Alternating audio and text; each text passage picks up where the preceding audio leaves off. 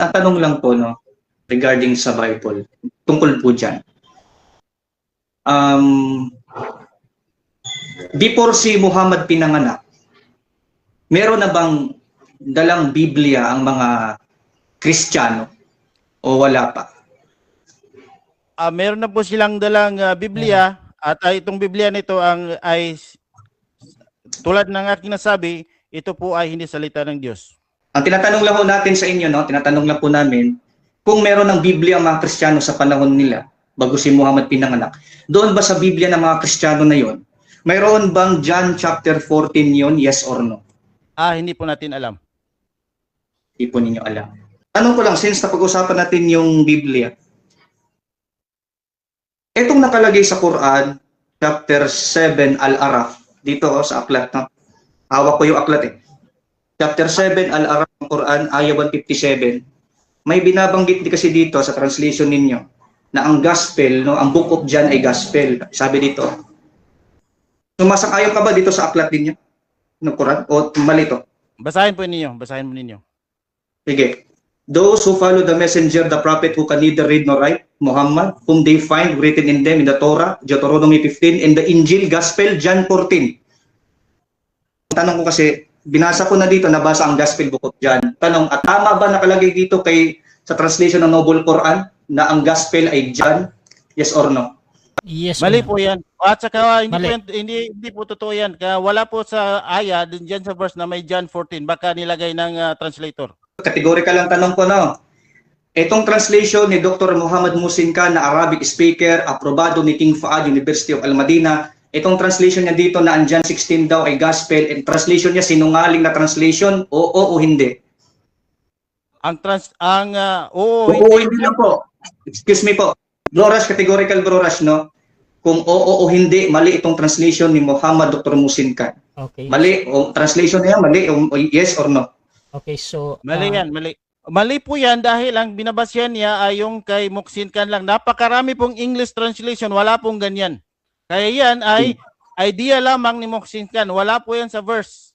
So kung magbabase ka sa translation, basahin mo lahat ng translation, wala ang ganyan. Sa makatuwid, itong translation ni Dr. Muhammad Muhsin Khan na hawak ko Noble Quran, hindi ito salita ng Diyos, ito ay corrupted. Hindi ito salita ng Diyos, yes or no?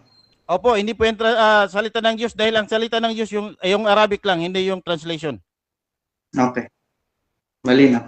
Aware po ba kayo na mayroong historian? Kasi sabi mo church father eh. Ang tanong ko sa iyo, aware po ba kayo na may mga historians na nagsasabi kung sino talagang sumulat ng Gospels? Aware ba kayo? Yes or no? Aware ako na may mga Christian historians na ina-attempt nila i-identify ang mga writers nito, pero napakarami pong binanggit na mga Bible scholars na nagsasabi na hindi po ito mga known people, kaya sila po ay unknown. At kung ipipilit mo na sila ay known, magbigay ka lang ng short biography ng isa lang, kahit isa lang. Sige, una ko tanong sa kanya, kasi sinasabi dito kung marunong bumasa ng Quran. Dito sa unang tanong, Surah Al-Baqarah, ayah 146. Ito, hindi ako gagamit ng website, babasahin ko yung Quran. Sabi dito, Alladina ataynahumul kitaba ya'rifunahu kama ya'rifuna. Ang tanong, anong ibig sabihin noong alladina ataynahumul kitab? Ano ibig sabihin noon? Sa translation ng Tagalog? Hindi, tinatanong kita, anong ibig sabihin ng alladina ataynahumul kitab sa Surah Al-Baqarah, ayah 146? Ano ibig sabihin noong alladina ataynahumul kitaba? Ano ibig sabihin noon? Buuin mo yung context. Anong ibig sabihin noong alladina ataynahumul kitaba? Counter objection ko diyan ay basahin niyo yung context, yung buong context, kasi yung alladina tumutukoy yan sa isang personality, kaya hindi natin makilala kung sino yung personality na tinutukoy sa alladina kung hindi kumpleto yung context. Simple lang itatanong ko sa iyo ha, hindi kita pahirapan sa tanong ha. Anong ibig sabihin, paki-translate sa Tagalog itong sinabi sa Surah Al-Baqarah ayah 146 sa unang salita, alladina ataynahumul kitaba ya'rifunahu kama ya'rifuna. Ano ibig sabihin nun? Anong translation nun? Ituloy mo. Bukuin ko next question. Surah Al-Baqarah ayah 146. Isang talata to. Alladina ataynahumul kitaba ya'rifunahu kama ya'rifuna abna'ahum wa inna fariqan minhum la yaktumuna al-haqqa wa hum ya'lamun. Ano sa Tagalog yun? Siya yung nagpahayag ng kasulatan at sa kanila na ikaw ay kanilang nakikilala, parang pagkakilala ng kanilang mga anak. Parang gano'n ang translation. Sige. Since nabasa ko yung buo, magtatanong ako sa Tagalog. Since nabasa ko yung buo, magtatanong ako sa Tagalog. Ano ang Tagalog nitong alladina ataynahumul kitaba? Anong Tagalog noon? Siya ang nagbigay ng ataynahum, nagbigay sa kanila ng kitab means scripture. Nagbigay sa kanila ng kitab. Sino yung sila na nabigyan ng kitab? Sino yung sila? Sino yun? Kaya nga yung mga Hudyo. So kung ang mga Hudyo ay binigyan ng kitab, ano yung kitab na binigay sa mga Hudyo? Ano yun? Ang kitab na binigay sa mga Hudyo ay ang Taurat at Zabur. Kung binigyan sila ng kitab, no? Kung binigyan sila ng kitab ang mga Hudyo, ang tanong, yun ba ay Old Testament? Yes or no? Hindi. So may babasahin ako dito, no, sa iyong hadith, no? May babasahin ko, hindi na ko mutsang-ayon ka dito. Sa Sahih al-Bukhari, Ad-Rusalam, dito sa page 709, masabi dito tungkol sa Torah, na hadith number 1517. Ito book ninyo to. Basa na ako. Narrated Abdullah bin Umar, the Jews came to Allah's messenger and told him that a man and a woman from amongst them had committed illegal sexual intercourse. Allah's messenger said to them, what do you find in the Torah, the Old Testament? Tanong, sang-ayon ka ba dito sa inyong aklat na hadith? Sa Bukhari, Darussalam. Sang-ayon ka o basura to? Hindi ako sang-ayon sa sinabi mong Old Testament. Wala doon sa hadith. Basahin mo yung hadith. Ang tanong ko lang sa kanya, binasa ko kasi dito, ulitin ko yung pagbabasa, tapos tatanungin kita kung sang-ayon ka o basura itong hadith. Yun lang tatanong ko, simple lang, huwag ka nang magano. Sige, ulitin ko. Sa Sahih al-Bukhari ng inyong aklat, sa inyong aklat, Ad-Darussalam, sa page 709, ang hadith number is 1517, narrated Abdullah bin Umar, the Jews came to Allah's messenger and told him that a man and a woman from amongst them had committed illegal sexual intercourse. Yes. Allah's messenger, what do you find the Torah, the Old Testament? Ayan o. Yung Old Testament. So Torah, the Old Testament. Ayan na, malinaw yan o. Ayan o. Ang tanong, sang-ayon ka ba dito sa inyong hadith book na ang Torah ay Old Testament o basura tong inyong hadith? Ang basura po ay utak mo. Objection ko, Bro Ras. Huwag ka mang-insulto. Hindi ko siya ininsulto eh. Insultador ka pala eh. Objection lang to, Bro Ras. Ang tinatanong ko lang sa kanya, since nabasa natin yung Torah, Old Testament dito, malino, letra por letra, tinatanong ko, sang-ayon ba siya dito sa hadith, yung categorical ha, sang-ayon ba siya dito sa hadith na ang Torah ay Old Testament, or basura tong hadith na tong hawak ko? Sagutin lang niya, huwag siya magkadhong. Bro Jack, meron ka bang counter-objection or ready ka nang mamili? Meron kasi, nagsasabi kagad siya ng basura, pero hindi naman niya alam yung hadith. Yung hadith ayun ay tama, ang hadith doon ay tama, yung binasa na translation na may sinasabi na Old Testament, wala yun doon sa hadith. Wait lang. Okay, next question. Tama ba yung sinabi mo na ang hadith na aking hawak, tama yung nakalagay doon? Kinukonfirm mo yung sinabi mo, yes or no? Hindi yung tama yung binasa mo. Ulitin ko, ano bang tama mong sagot? Yung sinabi mo kanina na tama yung hadith o yung sinabi mo na mali yung hadith na binasa ko? Anong tama mong sagot? Tama yung hadith ng Arabic pero yung translation mo ay mali. Okay, thank you so much. No, napakinggan yung mga kapatid, mga Kristiyano. No, yung ating kadebate, hindi ko naman siya ininsulto kanina eh. Never ako nang-insulto sa kanya. Pero siya yung mahilig mang-insulto ng pagkatao ng kanyang kausap. Well, yan ang turo ng Islam ayon sa hadith na mahilig nilang i-insult, i-curse ang mga Kristiyano to Diyo. Nakalagay sa Surah chapter 9 verse 30 na dahil sa religious belief ng mga Kristiyano, kailangan nilang i-curse. Tayo hindi tayo nag-ano sa kanila, nanginginsulto sa ating kausap, pero siya nanginginsulto siya sa akin. Sa mga nanonood dyan, kayo na makapag-judge kung sino ang sa Diyos. Pangalawa, hindi niya napatunayan sa kanyang latag na ang Biblia hindi salita ng Diyos. Napunta siya doon sa authorship argument na wala naman ding bearing yun sapagkat napatunayan na natin na merong known authors ayon sa earliest testimony na sa kanilang Quran, ang problema, ang kanilang Quran ang problema. Kung hindi mo ma-establish yan sa Quran, walang kwenta yung argumento mo na yun. Ba't pa ako magpakahirap na i-refute yung sinabi mo? Halata naman na walang matibay na latag eh. Kasi ang Biblia may scientific accuracy, may prophetic accuracy, may archaeological accuracy, may historical accuracy. Ito mga apat na credibilities na ito magpapatunay ang Biblia salita ng Diyos. Hindi mo nga tinira ang Biblia na ito ay may historical error. Hindi mo nga pinatunayan na ang Biblia ay may archaeological mistake o historical or scientific mistake. Ang inatake lang niya, meron doon mga contradiction to, failed prophecy. Mali po, na-refute na po natin yun. Yung kay Judas naman na nagbili ng field, yung pera niya ang ginamit kaya attributed pa rin sa owner yung pagbili. Halimbawa, kung ikaw ang boss, hindi ka personal na bibili ng gamit. Pwede kang mag-utos ng tauhan mo na sila ang hahawak sa yung pera mo galing sa'yo, sila ang bibili. So ang attribution noon, ikaw pa rin ang bumili noon. Walang contradiction yun. Si Judas pa rin ang bumili sapagkat sa kanya galing ang pera.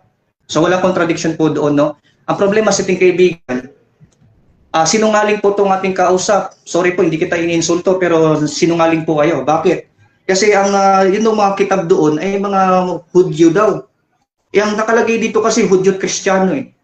Yan ang problema sa kanila. Mauuwi sila sa, i-admit nila, mga translation nila, mga sinungaling na translation. Mga mali-mali mga translation nila, samantalang mga Muslim yan. Palami nalalabas mo sa mga Kristiyano, sinungaling yung mga kapwa mong Muslim. Train sa kasinungalingan, nabubuhay sa kasinungalingan, nabubuhay sa pandaraya pala kayo. Kung meron mga mandarayang tao na may mandarayang reliyon, kayo yun. Sa totoo lang. Kasi nagpiprint kayo ng mga books, wala namang ano yan, wala, sa inyo nga ang walang kwenta eh, sa inyo nga ang basura eh. Hindi nga sa amin, sa inyong basura, kasi binabasura mo na yung mga translation mo. I'm not insulting you, pero since ikaw na unang nang-insulto, huwag kang magalit sa akin. Hindi ko sinabi na basura yung Quran. Ang sabi ko, ang Quran, hindi niya mapapatunayan yan. Sabi niya, basura daw ang Biblia. Bakit dito binigyan ng mga Kristiyano ng kitab? Sinabi niya, Hudyo. Hindi niya binanggit na may Kristiyano din dyan kasi alam niya, Kristiyano, Hudyo to. So, dito, ito naman yung kahadit nila. Nakalagay kasi dito na ang Torah, Old Testament. Basura na naman to, basura na naman lahat ng mga translation nila. Basura, mga kapatid, no? So, useless lang yun na makipag-argue ka sa Biblia, yet lang inyong mga Quran, ang inyong mga publication, basura. Wag ganon. Dapat itiyak mo na superior kayo sa argumento mo. Superior dapat ang relihiyon niyo. Hindi yung parang basura din ng relihiyon na pinatutunayan, aatake dun sa kabila. Ano yun? Wala kang patunayan, wala kang mapapatunayan noon. No? So wala siyang napatunayan kasi trabaho niya patunayan ng Biblia na mali, wala siyang napatunayan. Lahat ng latag niya masyado pong weak arguments po yun, no? Lahat po yun, walis po yun. Kung authorship ang argument niya, wala pong latoy-latoy po yung authorship attack. No? Ang authorship lang pala ang kaya mong patunayan na mali ang Biblia dahil sa authorship. Paano yung mga scientific accuracy? Paano yung mga prophetic accuracy? Paano yung mga archaeological? Paano yung mga historical doon? Hindi mo nga inatake. Authorship lang ang alam mong atakihin. Paano mo patunayan mali ang Biblia? Ayun lang ang alam mong atake. Kumplituhin mo. Next time, kumplituhin mo yung atake mo. Talagang ang Biblia, gibain mo. Hindi mo nga nagiba, ikaw ang nagigiba eh. Atake mo yung nagigiba eh. No? Atake niya ang nagigiba. Sapagkat, ayan, binigyan ng mga Hudyo at Kristiyano ng kitab. Ano yung binigay sa kanila? Alam na dito, sabi dito, Gospel and Torah. Kaya lang, hindi naman ito tatanggapin kasi. Basura naman din kasi. Hindi na natin ito gagamitin. Wala natin gagamitin. Lahat ng mga aklat nila, basura na yan lahat. Ang problema kasi sa Arabic Quran, meron po itong mga contradiction sa mga version. Hafs version Arabic, no? Wars version Arabic, magkontrahan po yung mga Quran na yan. Kung talagang Arabic Quran ang superior, bakit meron kayong mga versions ng Quran na nagkakontra-kontrahan tulad ng Wars at saka Hafs? Kontrahan ang Quran. Sige, maglatag tayo ng halimbawa, kung mali ang mga translations ng Quran na English sapagkat basura-basura yung mga yan, hindi ako nagbasura, hindi ako nagsabi noon, siya nagbasura noon kasi mali daw yung mga yun. So, automatically, siya nagdi-dispose ng Quran nila. Hindi ako. Tinatanong ko lang kung tama o mali. Wala akong sinabi ganun. Siya nagsabi na basura ang Biblia. Hindi ko naman siya ininsulto ng ganun. Ngayon, tungkol sa kanilang Quran. Kung mali ang mga translation ng English, palagi natin logically, mali yun. Ngayon, dito tayo sa Arabic. Akala mo ba ang Arabic superior? May mga textual variants nga kayo eh. Wars at saka Hafs. contradiction. Number 1, sa Surah 57 verse 23. Sa chapter 57, Al-Hadid, no? Aya 23. Sa Hafs Quran, nakalagay dito sa baba, alladina yakhaluna wa ya'murun nasbil bakhliun ayata wala fa inna laha huwal ghaniyyu. Andoon yung salitang huwa. Fa inna laha huwa. Sa Hafs to ha, sa Hafs. Pagdating dito, no? Pagdating dito sa Warsh, nawala na yung huwa. Sa Warsh dun sa talata. Alladina yabaqalun wa ya'muruna nas bil bakhli wa ma ya'ata wala fa inna lahal ghaniyyu. Nawala na yung huwa. So kung ang argumento mo Arabic ang mas tama, mamumroblema ka dito sa mga Quran, earliest Quran ninyo sa Hafs. May mga hindi preserved diyan. Halimbawa dito, anong nangyari sa huwa? Pagdating sa Al-Hadid chapter 57 verse 23. Anong nangyari sa huwa doon sa Warsh Quran na ginagamit ninyo mga Muslim? Na sa Hafs merong huwa, fa inna laha huwa. Pagdating dito sa Warsh, fa inna laha na lang, nawala na yung huwa. Yan bang pinagmamayabang mo tamang Arabic? Samantalang sa inyong Arabic mismo, may mga problema din yan. And I have multiple contradictions niyan. I have 50 at least Arabic contradictions ng Quran. Hafs Quran, Shuba Quran, nagkontrahan. Al-Duri, Kalun, Arabic Quran, nagkontrahan. Hafs Al-Ba'azi Quran, nagkontrahan. Hafs at saka Warsh Quran, nagkontrahan. Hafs at saka Al-Susi Quran, na Arabic, nagkontrahan. Ibn Amir Quran, Arabic at saka yung Hafs, nagkontrahan. Marami kayong at least 1, 2, 3, 4, 5, 6, 7, 8, 9, 10 Arabic Quran versions na Arabic, nagkukontrahan sa isang verse, magkaiba-ibang ginamit ng words, vowels, at may mga na-missing, may mga dadagdag. Ito ba ang pinagmamayabang mong Arabic lang ang tama? Teka muna. Nagsisinungaling ka ba o may alam ka dito sa problema ng inyong Qira'at? Kasi ang mga scholar ninyo uma-admit na ang Quran ay mahirap tindigan pagdating sa Qira'at issue. So, ibig sabihin, bakit mo ibabasura ang mga English translation kung ang mga Arabic versions ng inyong mismong Muslim community ay nagkaaway-away patungkol dyan? So, patunayan mo muna na meron kayong straight one Arabic Quran bago may pagmayabang na meron kayong superior only one Arabic Quran. At saka si Hafs ay hindi kasama doon sa hadith na sinasabing you need to learn the Quran from poor people. Hindi siya kasama doon. Ang nandoon, no, ay si Ibn Masud. Wala si Hafs doon. Hindi kasama si Hafs. Walang chain narration si Hafs na sa kanya dapat manggagaling ang Quran. Ang Arabic ninyong ginagamit ngayon ay Hafs. At isa pa ang problema kay Hafs, si Hafs ay sinungaling. Sabi ng Muslim community, siya ay hindi reliable, mayroon siyang kasinungalingan. So, you cannot say na mali ang English translation kung inyong mismong Quran Arabic ay may mga problema sa mga teksto nito.